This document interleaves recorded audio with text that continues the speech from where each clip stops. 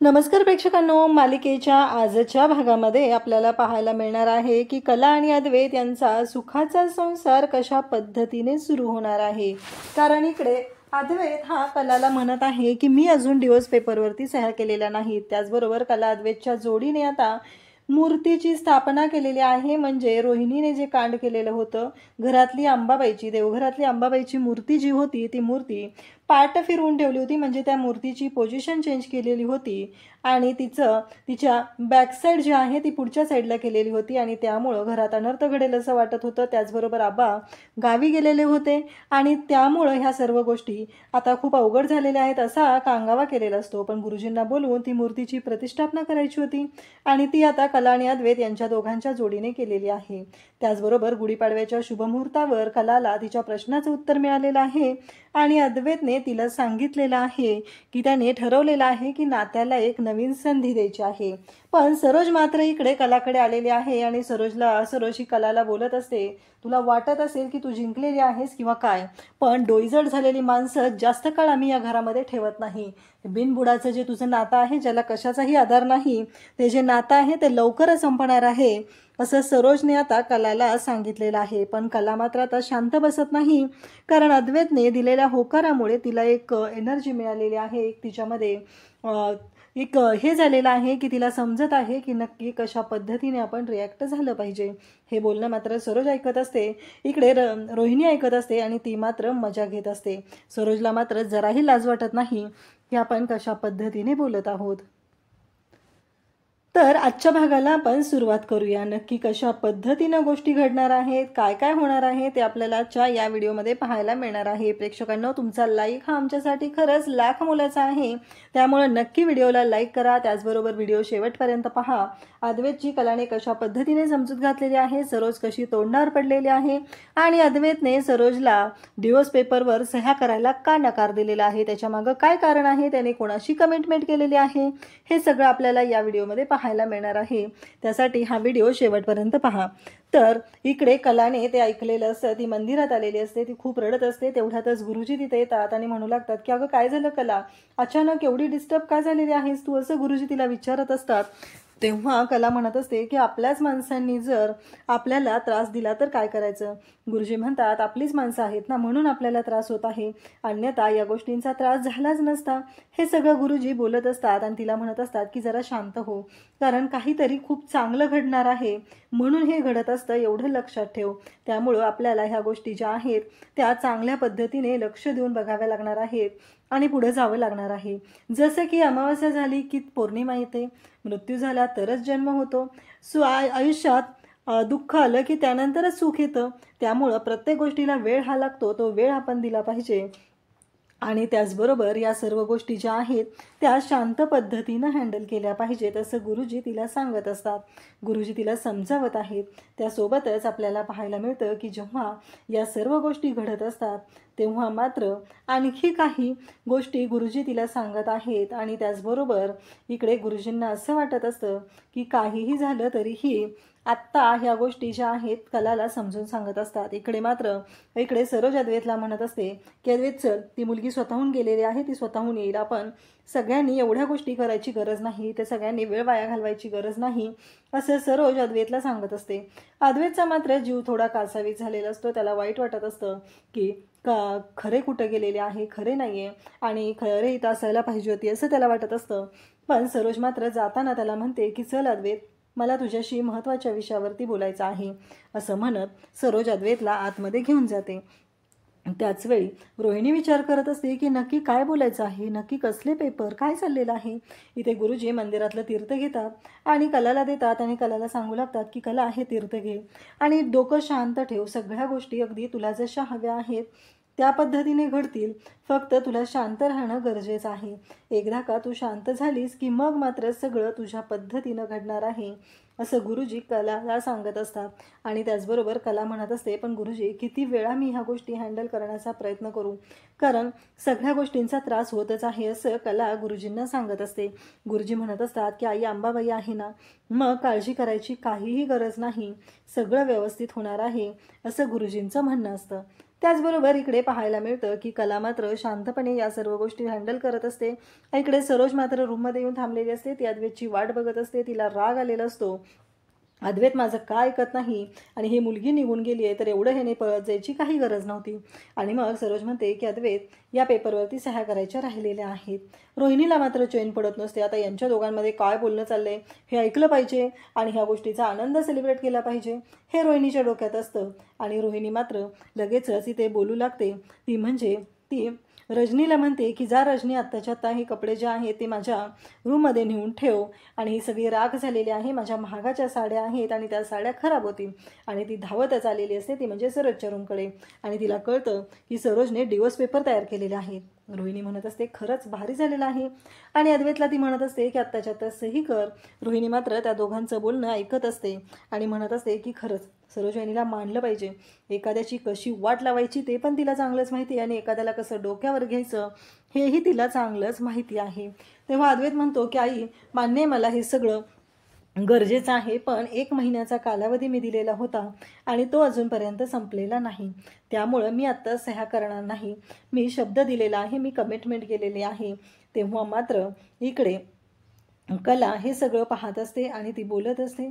आणि तेव्हा मात्र इकडे धक्का बसलेला असतो आणि तो म्हणजेच कला ही इकडे सरोज बोलत असते. अद्वैत म्हणत असतो की कसं आहे माहिती आहे का आई, मी जे कमिट केलेलं आहे तेही तेवढंच महत्त्वाचं आहे आणि जर मी ती कमिटमेंट पाळली नाही तर मला त्या गोष्टीबद्दल खरंच पटत नाही आहे की नक्की काय केलं पाहिजे.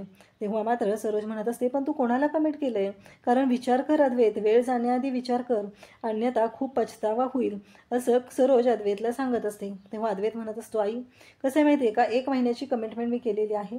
1 महिना अजून झालेला नाही, कारण आम्ही एवढं ठरवलेलं होतं ना की या पद्धतीनं केलं पाहिजे तर ते तसंच केलं पाहिजे. त्याचबरोबर मी आबांनाही कमिट केलेलं आहे. मी आबांनाही सांगितलेलं आहे की माझ्या निर्णयावर मी पूर्णपणे विचार करेल, कुठलीही घाई करणार नाही. त्यामुळे मी आत्ता ह्या पेपरवरती सह्या करू शकत नाही असं अद्वैतने स्पष्ट सांगितलेलं असतं. तेव्हा सरोज शांत होते. तिच्या लक्षात येतं की अद्वैतला नक्कीच कोणीतरी समजवलेलं आहे. ही गोष्ट सरोजच्या लक्षात आलेली असते. आणि तेव्हा मात्र इकडे सरोज बोलते की काही झालं तरी आता वातावरण शांत करणं गरजेचं आहे. ती अद्वैतला म्हणते की चालेल, काही हरकत नाही आहे, जसं तू म्हणशील तसंच होईल. अगदी तुला वाटत आहे की नाही तर त्याच पद्धतीनं गोष्टी होतील. तुझ्या म्हणण्याप्रमाणे वेळ घे आणि मग निर्णय घे, असं सरोज सांगत असते. म्हणजे अगदीच तिला वेळीच आलेलं शहाणपण असतं आणि अद्वैतच्या मनातून उतरू नये म्हणून हे सगळं तिनं केलेलं असतं.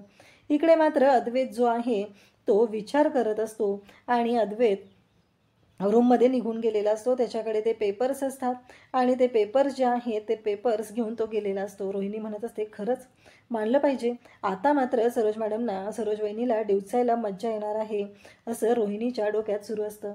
इकडे संगीता आणि दिनकर बोलत असतात. दिनकरने गुढीपाडव्यासाठी लागणाऱ्या सगळ्या साहित्याची तयारी केलेली असते. काय काय साहित्य आणायचं असतं ते चाललेलं असतं, परंतु संगीताच्या डोक्यातले विचार काही केल्या थांबत नसतात. संगीता मात्र इकडे विचार करत असते आणि मग काजल मात्र रडत असते. तिला वाईट वाटत असतं, कारण सोहमने जेव्हा सांगितलेलं असतं की आई आम्ही आमच्या नात्याच्या बाबतीत ठरवलेलं आहे, निर्णय घेतलेला आहे, पुढं न्यायचं आहे आमचं नातं, तेव्हा मात्र इकडे काजलला असं वाटलेलं असतं की सोहम जो बोलतोय तो तिच्या आणि सोहमच्या नात्याबद्दल.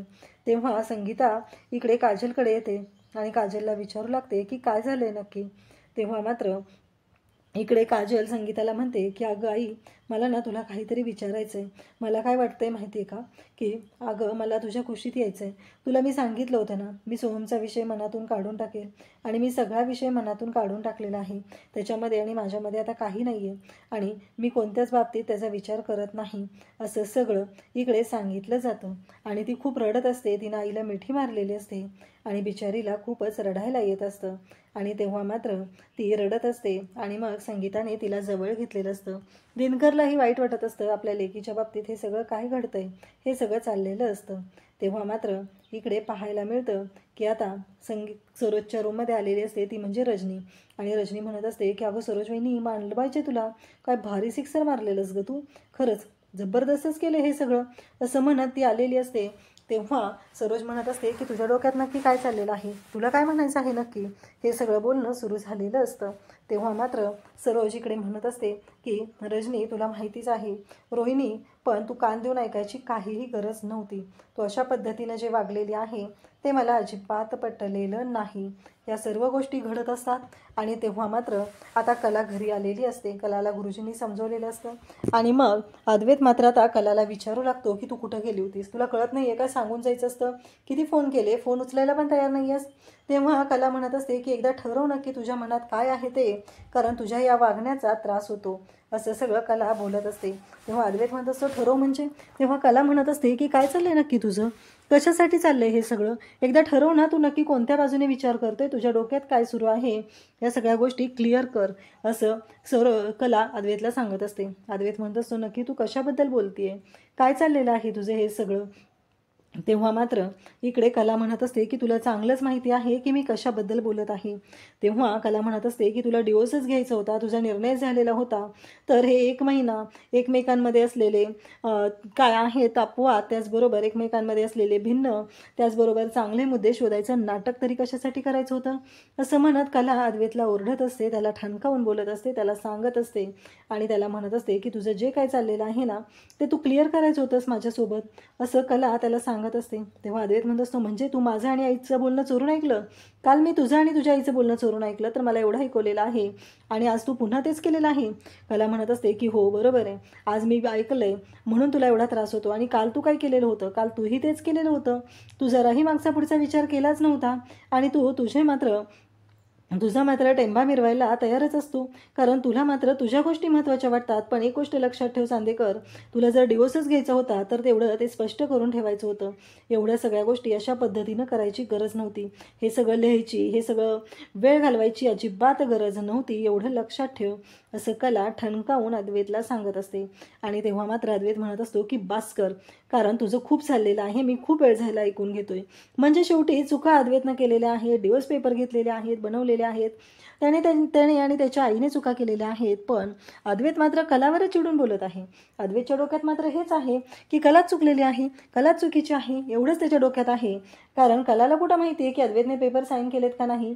आणि मग कलाला तो पेपर दाखवतो आणि म्हणतो हे बघ, मी कोणत्याही डिवोर्स पेपरवर सह्या केलेल्या नाहीत, मलाही आपल्या नात्याला एक संधी द्यायची आहे, म्हणून मी शांतपणे निर्णय घेत आहे आणि तूही शांतपणेच राहा, कारण काहीही झालं तरीही तुझ्याकडूनही त्याच गोष्टी घडत आहेत आणि तुझ्याकडूनही त्याच चुका होत आहेत.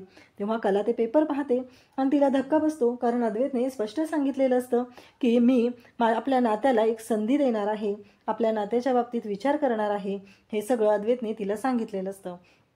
इकडे मात्र आपल्याला पाहायला मिळतं की रजनी जी आहे ती कलाला विचारत असते, कला तू ठीक आहेस ना, सगळं व्यवस्थित आहे ना. तेव्हा कला म्हणत असते की हो. त्यावेळेस रजनी म्हणत असते की एक गोष्ट लक्षात ठेव, काहीही झालं तरी सबुरीने निर्णय घे, बोलून निर्णय घे, कारण आत्ता जे काही घडत आहे ते खूपच विचित्र आहे, हे मलाही माहिती आहे, असं ती सांगत असते. आणि त्याचवेळी आपल्याला पाहायला मिळतं की कलाला रजनीने सांगितलेलं असतं की मूर्तीची प्रतिष्ठापना करायची आहे, गुरुजी येतील. तेवढ्यातच गुरुजी आलेले असतात आणि गुरुजी आल्यानंतर आता कला त्याचबरोबर रजनी दोघीही गुरुजींना नमस्कार करतात. रोहिणी त्याचबरोबर सगळेजण आलेले असतात आणि सगळेजण गुरुजींना घेऊन आता आतमध्ये येतात. आणि मग गुरुजींना रोहिणी सांगू लागते, गुरुजी बघा ना, हे सगळं काय झालेलं आहे, ही मूर्ती बघितलं ना कशी झालेली आहे, असं गुरुजींना ती सांगत असते. आणि गुरुजींना म्हणत असते की काहीही झालं तरीही आत्ता ज्या गोष्टी घडत आहेत त्या खूपच विचित्र आहेत. गुरुजी हा अपशकुन तर नाही ना, असं रोहिणी मुद्दामच बोलत असते. गुरुजी म्हणतात की ठीक आहे, काही काळजी करायची गरज नाही आहे, आपण पूजा करूया आणि त्यानंतर मूर्तीची प्रतिष्ठापना करूया, असं गुरुजींनी स्पष्ट सांगितलेलं असतं. त्यासोबतच आता सगळेजण तिथं आलेले असतात आणि मात्र रोहिणी आता कान भरायचं काही सोडत नसते. ती म्हणत असते की आता बघ सरोजनी, गुरुजींनी मोठ्या सुनेने मूर्ती ही करायची झाली की आता ती कला पुढं करायला जाणार आहे आणि आधीच तिने सरोजला सांगून ठेवलेलं असतं. गुरुजी आता देवघरात आहेत, गुरुजी सांगतात की आता या घरची मोठी सून आहे, तिने यायचं आणि त्यानंतर ह्या मूर्तीची प्रतिष्ठापना करायची आहे, ही मूर्ती फिरवून ठेवायची आहे, गुरुजींनी असं सांगितलेलं असतं. कला मात्र शांतच उभी असते, कारण कला चांदेकरांच्या घरची मोठी सून आहे. पण आता सरोजचं असं म्हणणं असतं की कलाच्या आधी पण चांदेकरांच्या घरची मोठी सून मी आहे आणि त्यामुळं तो मान माझा आहे, काहीही झालं तरीही तो मान मी तिला मिळू देणार नाही, असं सरोजच्या डोक्यात सुरू झालेलं असतं. आणि त्यासोबतच सरोज हे सगळं बोलत असते.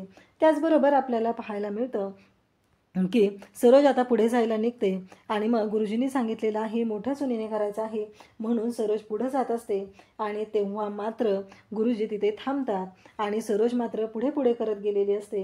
गुरुजी तिथे आलेले असतात. गुरुजी म्हणत असतात की काही झालं तरीही घरातल्या मोठ्या सुनेचा तो मान आहे. सरोज पुढे जाते आणि जेव्हा सरोज पुढे जाते तेव्हा गुरुजी म्हणतात की तुम्ही नाही, कारण तुम्ही एकटेच आहात, एकट्याने नाही करायची, मूर्तीची प्रतिष्ठापना करायची आहे, ती जोडीनं करायची आहे असं गुरुजी स्पष्टपणे सांगत आहेत. आणि गुरुजींनी ठणकावून सांगितलेलं आहे की जोडीने मूर्तीची स्थापना करायची आहे. आणि मग इकडे सगळेजण पाहत असतात. सरोज मात्र चांगलीच तोंडावर पडलेली असते. गुरुजींनी तिची बोलती बंद केलेली असते, तिला कळायचं बंद झालेलं असतं, कारण गुरुजींनी तोंडावर सांगितलेलं आहे की तुम्ही यायचं नाही. मग आता रजनी लगेच म्हणते की कला तू जा, कारण पुढच्या पिढीतली मोठी सून तू आहेस ना, मग तू जा. आता रजनीने कलाला सांगितलेलं आहे. कला मात्र पुढे जायला निघते आणि कला जेव्हा पुढे जात असते तेव्हा रजनी म्हणते अद्वैत तू पण जा, आणि अद्वैतलाही जायला सांगते. अद्वैतला सांगते की तूही ती मूर्तीची पूजा करायची आहे, त्यासाठी पुढे जा असं तिने सांगितलेलं असतं. आणि त्यासोबतच आता अद्वैत आणि कला दोघंही पुढे जातात. गुरुजी सांगतात की जोडीने पूजा करायची आहे. सरोजची मात्र वाट लागलेली असते. सरोजला कळायचं बंद झालेलं असतं आणि सरोज मात्र पाहतच असते. त्यासोबतच आपल्याला पाहायला मिळतं की आता अद्वैत आणि कला दोघंही जोडीने त्या मूर्तीची तिथे प्रतिष्ठापना करत आहेत. आणि त्याचबरोबर ह्या सर्व गोष्टी जेव्हा घडत आहेत तेव्हा सरोज मात्र चांगलीच तोंडावर पडलेली आहे, कारण सरोजच्या तर लक्षातही आलेलं नसतं.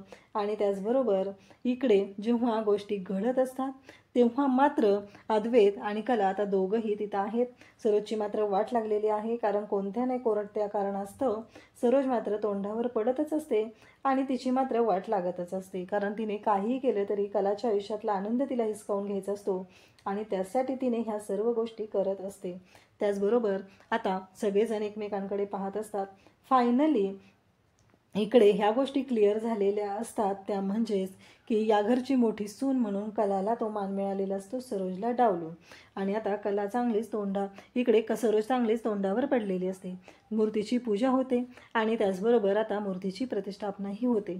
त्याचबरोबर उद्याच्या भागात आपल्याला पाहायला मिळणार आहे की कला पुन्हा अद्वैतला विचारत आहे की मला सांग चांदेकर, नक्की तुझ्या मनात काय आहे, नक्की तू काय ठरवलेलं आहे, तू कशा पद्धतीने विचार करत आहे, मला गोष्टी क्लिअर झाल्या पाहिजेत असं ती ठणकावून विचारत असते. तिचं असं म्हणणं असतं की मला आत्ताच्या आत्ता कळलं पाहिजे की नक्की तुझ्या मनात काय चाललेलं आहे. आणि अद्वैत मात्र कलाकडे पाहत असतो आणि कलाला तो उत्तर देतो. आता गुढीपाडव्याचा दिवस असतो. सगळेजण छान तयार झालेले असतात आणि सरोज मात्र कलाकडे येते आणि कलाला म्हणू लागते की तुला काय वाटलं, कारण तू जी आहे ना ती या घरामध्ये बिनबुडाचं जे नातं आहे ते घेऊन मिरवत आहे आणि तू डोईजड झालेली आहेस. त्यामुळं तू काहीही केलं तरीही या घरातून तुझी हकालपट्टी तर लवकरच होणार आहे. काहीही झालं तरी तुला मी या घरामध्ये जास्त दिवस टिकू देणार नाही असं तिने ठणकावून सांगितलेलं असतं. आणि त्यासोबतच आपल्याला पाहायला मिळतं की कलाही सरोजला तसंच सनसनीत असं उत्तर देत आहे. आणि कलाने सरोजला सांगितलेलं आहे की तिचं नातं हे बिनबुडाचं नाही, तर अद्वैतने स्वतःहून तिच्या नात्याचा स्वीकार केलेला आहे. अशाच अपडेट्ससाठी चॅनलला सबस्क्राईब करा. थँक्यू.